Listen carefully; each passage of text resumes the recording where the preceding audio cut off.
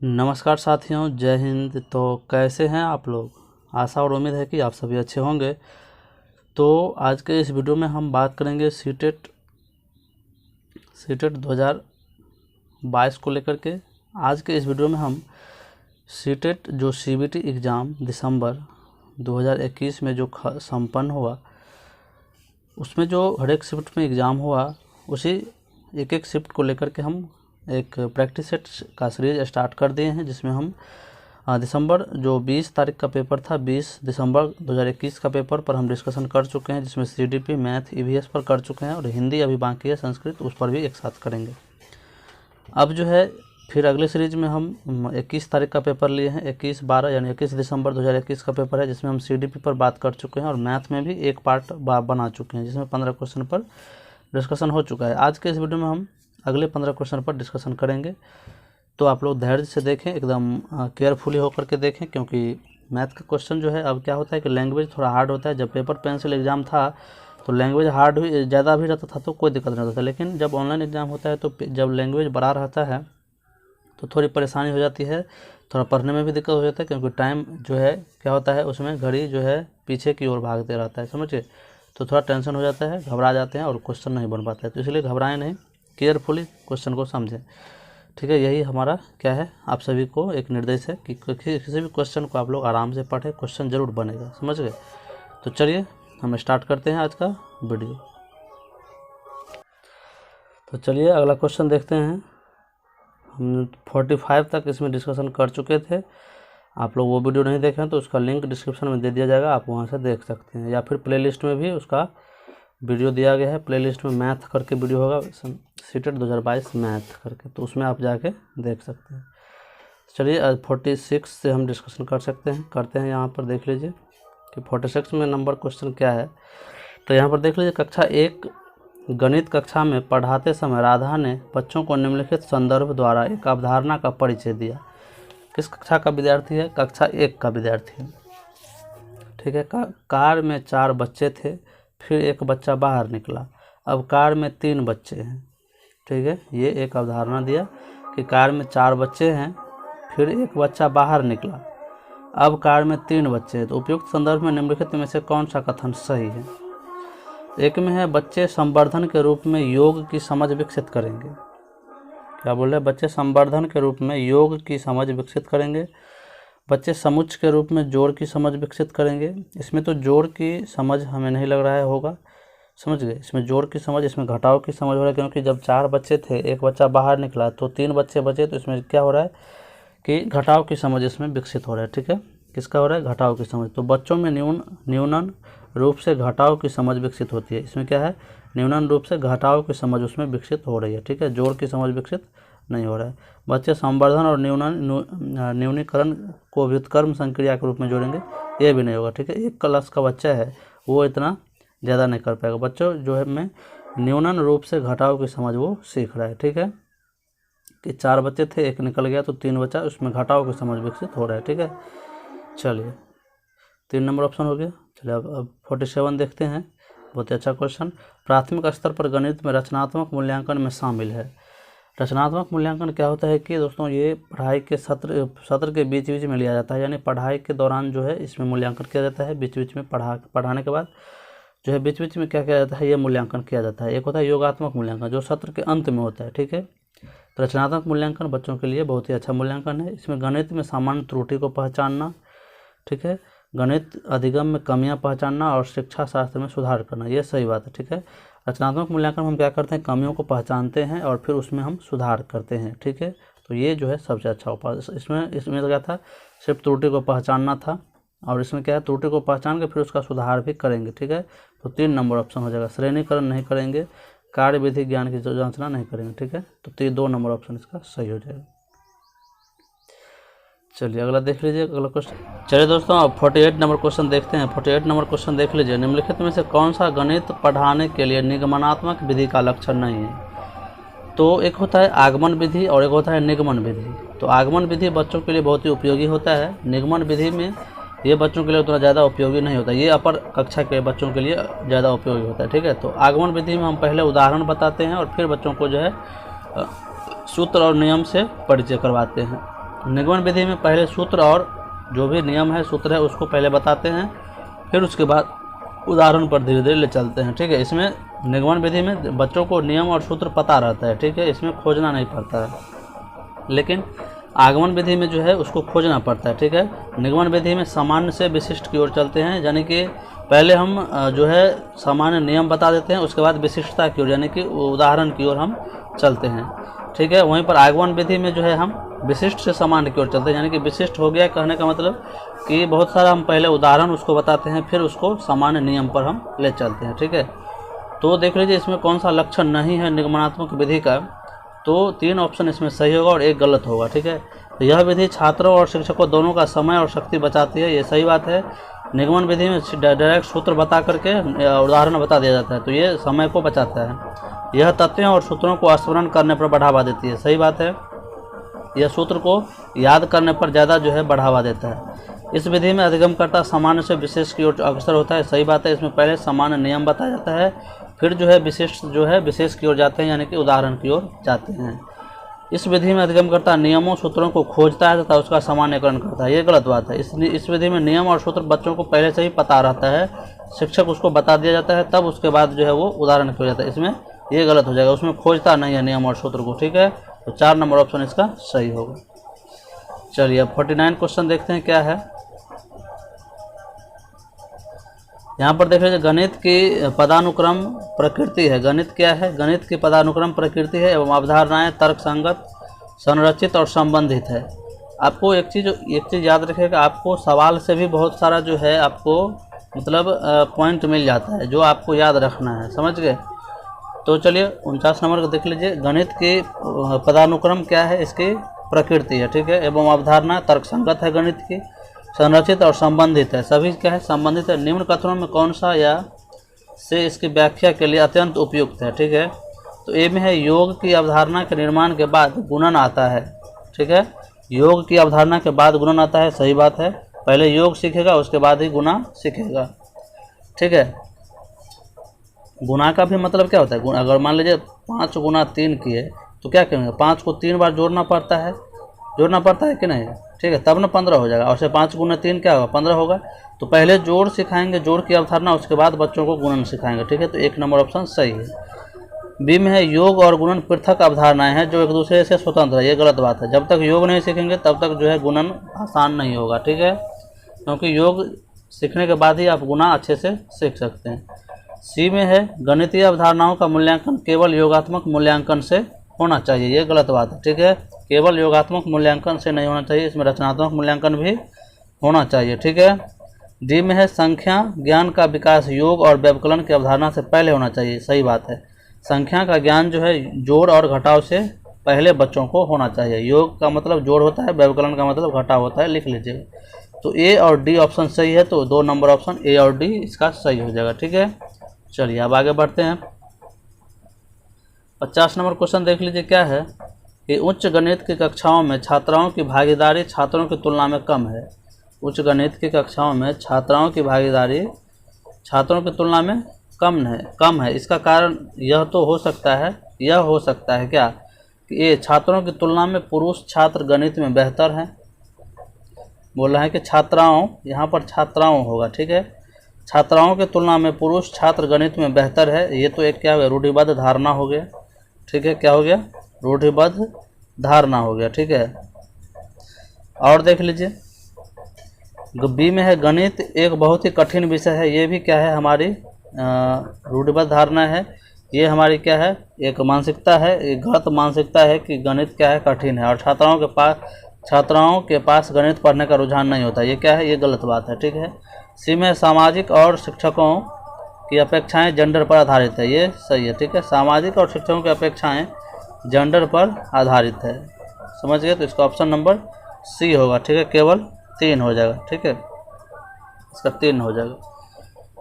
ये सब रूढ़िबद्ध धारणा है कि गणित कठिन विषय है, गणित लड़कियां नहीं पढ़ सकती है, गणित लड़कियों की तुलना में लड़का ज़्यादा बेहतर सीख सकता है, ये सब रूढ़िबद्ध धारणा है। ठीक है, सामाजिक और शिक्षकों की अपेक्षाएं जेंडर पर आधारित है। ठीक है, सामाजिक और शिक्षकों की अपेक्षाएं किस पर आधारित है? जेंडर पर आधारित है। ठीक है, जेंडर कहने का मतलब लड़का लड़की, समझ गए। उस पर आधारित है। चलिए केवल 3 नंबर ऑप्शन सही होगा। चलिए अगला देखते हैं, अगला क्वेश्चन क्या है। 51 क्वेश्चन, निम्नलिखित में कौन से उपकरण अधिगम की कठिनाई की विशिष्ट प्रकृति के निदान में सहायक नहीं है। नहीं वाले में 3 सही होता है और 1 गलत होता है, ठीक है। तो यहाँ पर तो अलग अलग सिचुएशन है, यहाँ पर 1 2 है इसमें, तो देख लीजिए। उपकरण, कौन सा उपकरण अधिगम की कठिनाई की विशिष्ट प्रकृति के निदान में सहायक नहीं है। इसमें कौन सा अधिगम की कठिनाई को में सहायक नहीं है, तो कक्षा का अवलोकन, ठीक है, कक्षा का अवलोकन, मौखिक प्रतिक्रियाओं का विश्लेषण, छात्राओं का लिखित कार्य, डी में है संचयी और उपाख्यानात्मक रिकॉर्ड, ये भी सही है। योगात्मक परीक्षण जो है अधिगम की कठिनाई की विशिष्ट प्रकृति के निदान में सहायक नहीं है। योगात्मक परीक्षण जो है नहीं होना चाहिए, हमें रचनात्मक परीक्षण होना चाहिए, ठीक है। तो इसमें जो है 51 का क्या हो जाएगा, 51 का 4 नंबर, यानी केवल ई जो है क्या है, ये सहायक नहीं है, ठीक है। और सभी जो है सहायक है। कक्षा अवलोकन सहायक है, मौखिक प्रक्रियाओं का विश्लेषण ये भी सहायक है, गणित के अधिगम की कठिनाइयों का निदान करने में, छात्रों का लिखित कार्य ये भी जो है सब मददगार है, संचयी और उपाख्यानात्मक रिकॉर्ड ये भी एनाकोडेटल रिकॉर्ड होता है, इस तरह से, ठीक है। तो ऑप्शन नंबर 4 हो जाएगा, ठीक है। चलिए आगे देख लीजिए, अगला है 52 नंबर क्वेश्चन, देख लीजिए क्या है कि 34 गुने 6 को हल करने के लिए एक विद्यार्थी नीचे दी गई प्रक्रियाओं प्रणाली का प्रयोग करते हैं। यानी 34 को लिखता है 30 + 4 × 6 बराबर 30 × 6 + 4 × 6 बराबर 180 + 24 204। उपयुक्त प्रणाली के लिए निम्नलिखित में कौन सा कथन सही है। चलिए आगे ऊपर करके थोड़ा देख लेते हैं। यहाँ पर देख लीजिए, विद्यार्थी को गुणन का अवधारणात्मक ज्ञान है और वह इसे अपघटन की प्रणाली में संचय करने में सक्षम है, ठीक है। उसके बाद है, यह गुणन की एक मानक कलन विधि नहीं है, इसीलिए विद्यार्थियों को इसके उपयोग के लिए हतोत्साहित करना चाहिए। ये गलत बात है। विद्यार्थियों को गुणन का अवधारणात्मक ज्ञान नहीं है, ये गलत बात है। गुणा का उसके पास ज्ञान है, ठीक है, इसलिए तब जाकर वो ना गुणा किया है। देख रहे हैं, अलग अलग गुणा किया है। यह गुणन की समस्या को हल करने की एक तात्कालिक अनुमान और प्रयास, हित और ट्रायल प्रणाली है, ये गलत है, ये नहीं होगा। यह गुणन की समस्या को हल करने के लिए तात्कालिक अनुमान है, नहीं, ये जो है ये विद्यार्थियों को ऐसा ही हल करना चाहिए, इस तरह से जो है जल्दी हल हो जाता है गुणा, ठीक है। तो ये तीनों नहीं होगा, 1 नंबर हो जाएगा। विद्यार्थियों को गुणन का अवधारणात्मक ज्ञान है, ठीक है, उसके पास गुणा की अवधारणा का ज्ञान है और उसे अपघटन की प्रणाली से संचारित करने में सक्षम है, ठीक है, समझ गए। तो 1 नंबर ऑप्शन सही होगा। चलिए कम्यूटेटिव लो इसमें लगा हुआ है, ठीक है। चलिए अगला क्वेश्चन देख लीजिए, निम्नलिखित में से कौन से कौशल गणित में आकार यानी दिक् स्थान और माप के शिक्षण से जुड़े हुए हैं। आकार, दिक् स्थान और माप से जुड़े हुए हैं। तो ए में देख लीजिए, सममितियाँ खोजना और सौंदर्य शास्त्रीय भाव प्राप्त करना, ठीक है। 2 में है कि सांख्यिकीकरण यानी अंकगणितीय यानी अंकों की अवधारणा जैसे क्षेत्रफल, परिमाप आदि से जोड़ना, ये भी सही है। इससे भी आकार और दिक् स्थान के माप का पता चलता है। और सममिति खोजना, इससे भी जो है आकार का पता चलता है, ठीक है। और सी में शिक्षार्थियों में प्रारंभिक अंकगणित को बढ़ावा देना, इससे जो है दिक् स्थान और माप का पता नहीं चलता है। केवल विज्ञान के साथ गणित को समाकलित करना, ये भी गलत है, ठीक है। तो ए और बी ऑप्शन हो जाएगा। तो 2 नंबर ऑप्शन में देख लीजिए, ए और बी है, ठीक है। चलिए अब आगे बढ़ते हैं। अगला देख लीजिए, बहुत ही अच्छा क्वेश्चन है। सुक्ति गणित अधिगम का प्रारंभ घर से होता है का अर्थ है। सुक्ति यानी कि गणित अधिगम का प्रारंभ घर से होता है, ये एक सुक्ति है यानी विचार है कि गणित अधिगम का प्रारंभ घर से होता है का अर्थ क्या है। एक में है, बच्चों को गणित पढ़ाने का उत्तरदायित्व अभिभावकों का है। घर और वातावरण में प्रचुरता में संसाधन उपलब्ध होते हैं जिनका उपयोग गणित के अधिगम में प्रभावी ढंग से किया जा सकता है, ठीक है। तो ये जो है बहुत ही अच्छा ऑप्शन है। गृह कार्य गणित अधिगम का महत्वपूर्ण हिस्सा है, ये उतना अच्छा नहीं है। अधिगमकर्ताओं के गणित कौशलों में वृद्धि के लिए घर में निजी शिक्षक सहायता करते हैं, गलत बात है, ठीक है। तो 2 नंबर ऑप्शन, घर और वातावरण में प्रचुरता से हमारा संसाधन उपलब्ध होता है जिसका उपयोग हम गणित अधिगम में प्रभावी ढंग से कर सकते हैं, ठीक है। तो 2 नंबर ऑप्शन सही हो जाएगा। चलिए अगला क्वेश्चन देख लीजिए, क्या है जब बच्चों को शाब्दिक प्रश्न हल करने के लिए दिया जाता है तब बहुधा वे टिप्पणी करते हैं। ठीक है, यदि आप मुझे बताओगे कि कौन सी संक्रिया करनी है तो मैं हल कर दूंगा, ये बच्चे बोलते हैं। ठीक है, इस प्रकार के उत्तर का क्या कारण हो सकता है कि बच्चे शाब्दिक प्रश्नों को पसंद नहीं करते और छुटकारा पाना चाहते हैं, ये तो गलत बात है। ठीक है, उसके बाद है शाब्दिक प्रश्नों के प्रति छात्राओं को दुर्भीति होती है। 3 में बच्चों में परिज्ञान कौशल की कमी होती है और 4 में बच्चे आलसी और प्रश्नों को पढ़ना नहीं चाहते, ये गलत है। शाब्दिक प्रश्नों के प्रति छात्रों की दुर्भीति होती है, ये भी नहीं होगा। 2-3 नंबर ऑप्शन इसका हो जाएगा। ठीक है, कि बच्चों में परिज्ञान कौशल की कमी होती है। ठीक है, परिज्ञान कौशल की कमी यानी कि कॉम्प्रिहेंशन स्किल की जो है कमी होती है। ठीक है, कॉम्प्रिहेंशन स्किल की कमी होती है, यानी कि वो शाब्दिक जो शब्द का जो है पर जो शब्दों को जैसा जो मतलब ऐसा प्रश्न जो शाब्दिक प्रश्न आता होता है उस तरह से उसको अभ्यास पहले से करवाना होता है, तभी जाके वो शाब्दिक प्रश्न को बनाता है। ठीक है, चलिए अगला क्वेश्चन देखते हैं। अब 56 नंबर देखिए क्या है। प्राथमिक कक्षा में ज्यामिति की नियमित आकृतियां पढ़ाने के लिए अध्यापक ने क्रियाकलापों का एक निश्चित क्रम तैयार किया। उन्हें एक यादृच्छिक क्रम में व्यवस्थित किया गया है। ए में है छात्र भिन्न आकृतियों के विशिष्ट लक्षणों की खोज करते हैं। छात्र अपने आसपास की द्विआयाम वाली वस्तुओं को चित्रित करते हैं। छात्रों को भिन्न आकृतियों के कटे हुए चित्र दिए गए हैं और उन्हें कहा गया है कि वे एक समान की यानी सदृश वस्तुओं को अपने आसपास पहचाने। डी में है छात्र आकृतियों को उनके लक्षणों और नामों के अनुसार वर्गीकृत करने में समर्थ हैं और ये है सही विकल्प का चुनाव कीजिए। ठीक है, इसमें सही विकल्प का चुनाव कीजिए। तो ABCD देख लीजिए, इसमें क्या होगा। सबसे पहले तो यहाँ पर देख लीजिए, सबसे पहले तो छात्रों को भिन्न आकृतियों के कटे हुए चित्र दिए गए हैं और उन्हें कहा गया कि इसके एक समान और वस्तुओं को आसपास पहचानें। तो पहला नंबर पर C हो जाएगा। तो C देख लीजिए किस ऑप्शन में है पहला। तो यहाँ पर देख लीजिए 4 में भी है और 2 में भी है, तो ये ऑप्शन तो कट गया, 1 और 3 कट गया। ठीक है, सॉरी हाँ 1 और 3 कट गया। अब देख लीजिए 2 नंबर पे हो जाएगा इसमें कि छात्र अपने आसपास की द्विआयामी वाली वस्तुओं को चित्रित करते हैं। ठीक है, इसमें B जो है 2 नंबर पे हो जाएगा। ठीक है, और इसमें D है तो ये ऑप्शन कट गया। तो और जो है 1 नंबर पे छात्र भिन्न आकृतियों के विशिष्ट लक्षणों की खोज करता है A, और D में जो है लास्ट में छात्र आकृतियों को उसके लक्षणों और नामों के अनुसार वर्गीकृत करने में समर्थ हैं, तो ये D लास्ट में हो जाएगा। ठीक है, तो 2 नंबर ऑप्शन हो जाएगा। 1 में C और जो है B जो है 2 नंबर पे और A जो है 3 नंबर पे और D जो है लास्ट नंबर पे। ठीक है, चलिए अब 57 नंबर क्वेश्चन देखिए क्या है।